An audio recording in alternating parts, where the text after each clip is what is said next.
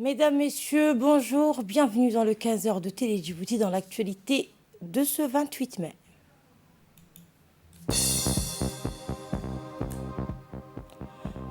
Le ministre des Affaires musulmanes effectue une visite de travail à Ankara en Turquie. Et 9 millions de personnes meurent chaque année dans le monde à cause de la pollution selon une étude publiée mercredi. Bonjour, le ministre des Affaires étrangères Mohamed Ali Youssouf a représenté hier le président de la République Ismaël Omar Guelleh à la 15e session extraordinaire de la conférence des chefs d'État et de gouvernement de l'Union africaine et de la conférence des donateurs à Malabo en Guinée équatoriale.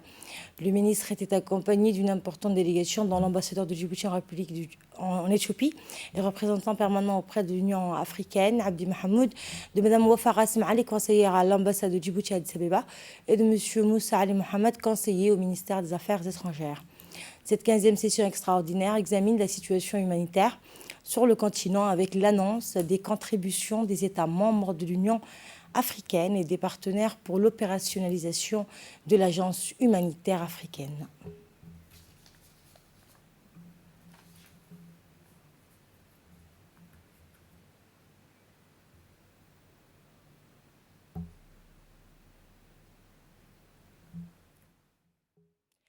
Le ministre des Affaires musulmanes et des biens Warf, Momin Hassan Bala, a effectué une visite de travail à Ankara sur invitation du président de Diyanet, la plus grande institution religieuse en Turquie. Le ministre a été chaleureusement accueilli par le président de Diyanet, Dr Ali Arbash, à Ankara, en présence de notre ambassadeur à Ankara, Aden Hussein Abdelaye. Souhaitant la bienvenue au ministre et à la délégation qui l'accompagne, Dr Ali Arbash a salué l'excellence des relations de coopération et des liens fraternels entre les deux pays. Il a fait un tour d'horizon de la direction des affaires religieuses en charge de la gestion de tout ce qui a trait à la religion islamique. Pour sa part, le ministre Momin Hassan Bala a remercié le président de Diyanet pour l'accueil chaleureux qui lui a été réservé ainsi qu'à sa délégation. Il s'est dit réjoui de cette visite en vue d'échanger sur les diverses questions d'intérêt commun dans le cadre des protocoles d'accord signés entre les deux institutions. Le ministre a souligné que l'inauguration de la mosquée, la délégation djiboutienne s'est ensuite rendue au siège de l'agence turque de coopération et de coordination, TICA, où elle a été accueillie par son président, Serkan Kayalar. Les deux parties se sont félicitées de cette visite qui permettra d'examiner les programmes d'aide au développement et de les consolider davantage. Le ministre a exprimé le souhait de bénéficier des programmes de la TICA en matière de gestion des projets et d'élaboration d'approches communes pour le développement de l'investissement dans le secteur des biens WARF et les services religieux. Saisissant son séjour à Ankara, le ministre Momin Hassan Bala a eu des discussions fructueuses avec le directeur général de la Fondation des biens WARF turque. La rencontre s'est déroulée au siège de la Fondation à Ankara en présence des hauts responsables des deux parties.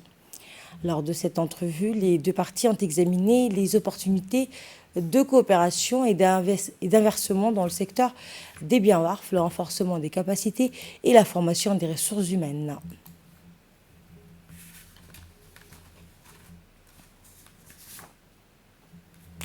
Retour à Djibouti, le chef d'état-major général des armées, le général de corps d'armée, Zakaria Cheikh Ibrahim, a tenu ce matin à la place du rapport du Centre d'instruction technique et tactique d'Ambouli, la CITA, du camp Cheikh Ousmane, une réunion. L'ensemble des forces de défense et de sécurité du pays ont participé à cette réunion. L'objectif de cette réunion avait attrait aux préparatifs et coordination du défilé du 6 juin et 27 juin en vue des célébrations de la cérémonie de la création des forces armées djiboutiennes et de la fête de l'indépendance. Dû aux restrictions liées à la pandémie de la Covid-19, le défilé a été proscrit durant les 2 dernières années. Ainsi, en 2022, la commémoration du 45e anniversaire de la création des forces armées djiboutiennes sera marquée par une prise d'armes des forces de défense et de sécurité suivie d'un défilé militaire à pied. Cette cérémonie grandiose sera organisée de façon centralisée à la place du rapport du CITA.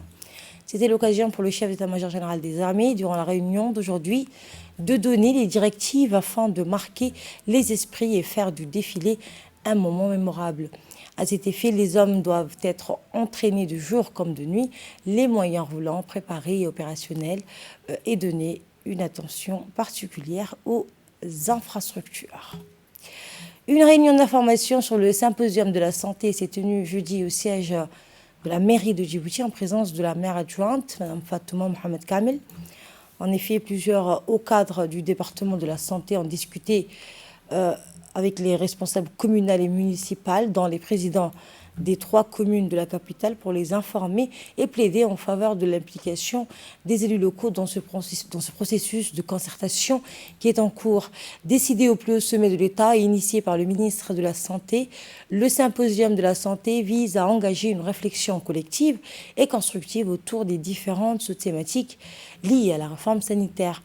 À cet effet, l'équipe cadre de la santé a détaillé les buts et objectifs de ce symposium dont le succès reste fortement tributaire de la participation et de l'implication active de la société civile tout le long de ce processus de concertation citoyenne.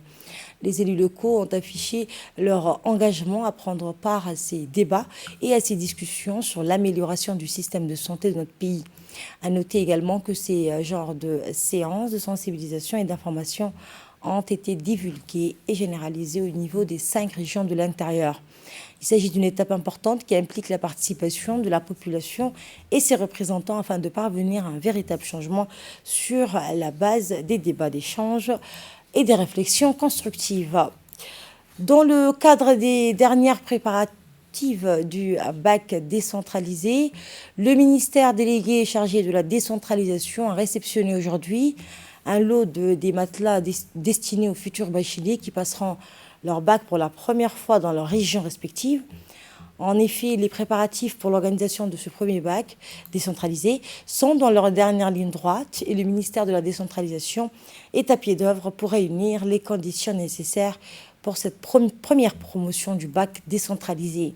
Ces matelas et les autres équipements mis en place par le ministère de la décentralisation, tels que les climatiseurs, seront dès aujourd'hui acheminés vers les 5 régions de l'intérieur. Depuis la déclaration faite à Mouloud en juillet 2021, la détermination du ministre de la décentralisation pour un bac décentralisé est à son comble. Dans la région de Tadjoura, des fortes pluies se sont abattues ce midi dans la sous-préfecture de Adaïlou et Rima, en touchant avec force toutes les localités, surtout à Aïssaïlou, Adaïlou et Abléaf. Fort heureusement, malgré la force du vent et la poussière, on ne déplore aucune victime. Selon les premières informations, l'oued Abahluita, qui traverse la ville de Adaïlou en amont et en aval, ainsi que les petites oueds qui le rejoignent, sont tous en crue, comme vous le voyez sur ces images. Les eaux des crues et des oueds se sont déversées dans l'oued de Wehima, gonflant le débit de cette oued qui traverse donc le nord des régions de Tadjoura et d'Obok. Ces précipitations étaient un soulagement pour certaines familles vivant dans le secteur de Wehima, Adaïlou, qui souffraient beaucoup des conséquences de la sécheresse. L'association Femmes et Jeunes Engagés d'Anguilla a organisé aujourd'hui une journée citoyenne en collaboration avec la mairie de Djibouti. Cette action citoyenne s'inscrit dans le cadre des préparatifs du 45e anniversaire de notre indépendance afin d'embellir les artères de la capitale. C'est par un temps relativement ensoleillé ce samedi que les membres du collectif d'associations des femmes des jeunes engagés conseil de quartier d'Anguilla, filles comme garçons, se sont retrouvés aux abords du théâtre des Salines. Cet événement a vu la participation de la maire adjointe et du président de la commune de Blaos, les élus locaux, ainsi que la présidente de l'association des femmes et jeunes engagés. Cette opération, qui est un acte patriotique et civique, avait pour objectif de susciter l'engagement civique des jeunes et des femmes à travers des actions de propreté. Et elle a pour but aussi de susciter l'esprit de travail d'intérêt général au sein de la jeunesse, mais aussi de renforcer la mixité et la solidarité entre les jeunes et les femmes qui vivent dans la même ville et dans des communes différentes. On a l'habitude de faire chaque samedi. Et puis voilà, c'est une grande journée avec nos jeunes. Et on remercie le laboratoire Abdan qui a collaboré avec nous et la société immobilière et le groupe Al-Gamil Hussama. On le remercie, ils ont collaboré avec nous et on a fait un grand nettoyage. Je remercie infiniment les jeunes qui étaient sur le terrain. L'association sportive de Hayablé a abrité dans l'après-midi d'hier les travaux de l'Assemblée générale de l'organisation dans le siège de l'association située sur les hauteurs de la commune de Belbala. Outre les membres de l'association et les dirigeants, l'événement a été marqué par la présence de nombreuses personnalités, dans le président de la commune de Balbala, Mohamed Hassan Saïd, le vice-président Suleiman Ali, le président de la commission de communication et membre du comité directeur de la fédération de football, Hussein Elmi, les dirigeants de nombreux clubs de football, des commerçants ainsi que les doyens et sages du quartier Hayablé. Dans la feuille de route de la nouvelle saison sportive, Mohamed Elmi Farah, le président de l'association, a affirmé que l'association lancera des nouveaux clubs qui vont évoluer dans d'autres disciplines sportives comme le handball, le basketball et l'athlétisme. Pour cette dynamique dirigeant, l'Assemblée générale de l'association constitue l'occasion de mettre en œuvre une nouvelle stratégie de développement des sports à Hayablé et dans toute la commune de Balbala sur les courts, moyens et long terme.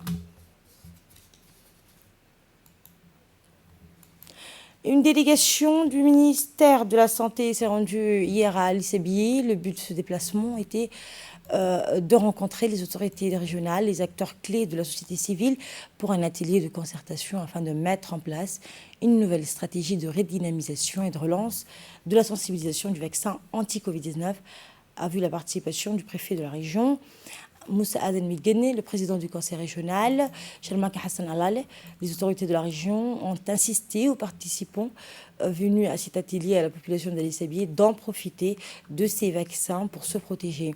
Afin de poursuivre l'accélération de la campagne de vaccination, le ministère de la Santé a pris l'initiative d'intensifier la sensibilisation de la vaccination en collaborant avec les autorités régionales ainsi que les parties prenantes afin d'atteindre le maximum des personnes âgées de plus de 18 ans et vivant dans le territoire à Sadjoug et Benindjoug. Dans le cadre des actions de lutte contre la contrebande, toujours à Alissabie, la brigade de la douane de la ville, en collaboration avec les éléments de la police, détachement d'Alissabie, ont intercepté à proximité périphérique du chef-lieu de la ville une importante quantité de marchandises de cas de contrebande. La marchandise saisie à cette occasion était de 1000 kg de cat que les contrebandiers voulaient acheminer à Alissabie. Les policiers et les douaniers qui ont collaboré à la réussite de cette opération ont également saisi le véhicule qui transportait la marchandise de contrebande. La douane d'Alissabie, sous l'autorité de Mohamed Momen Hassan, a aussitôt procédé sur place à la destruction par le feu de ce cat contrebande. À l'instar du reste du monde, la République de Djibouti a organisé ce matin la première édition de la manifestation Walk the Talk de la parole aux actes, le défi de la santé pour tous. Cette première édition de la marche hautement symbolique organisée par le secrétariat d'État chargé des sports, le ministère de la Santé et l'OMS a rassemblé sur place une foule nombreuse de différentes catégories sociales. C'était donc à Obok, les autorités de la ville et personnalités régionales, les représentants des institutions organisatrices, des corps armés ainsi que plusieurs autres invités en préparant à cette manifestation. L'objectif était de promouvoir la santé accessible à tous et à tous, de sensibiliser sur l'importance du sport dans la lutte contre les maladies métaboliques comme l'hypertension artérielle, le diabète, etc. Il faut noter que la randonnée pédestre est une activité de plein air qui s'effectue à pied en suivant un itinéraire balisé ou non, seul ou en groupe. C'est à la fois un sport et un loisir de découverte et de contemplation. La marche a été suivie de remises de trophées pour récompenser les vainqueurs des tournois ainsi que des lots composés des matériels sportifs, des vélos, des ballons de foot, de volley et de basket, des tapis de tatami ainsi que les boules de pétanque en faveur de la jeunesse, destinées donc à la jeunesse aubocoise. L'événement s'est déroulé devant la préfecture de la région en présence de plusieurs hauts responsables du département en charge des sports ainsi que les autorités de la ville d'Obok.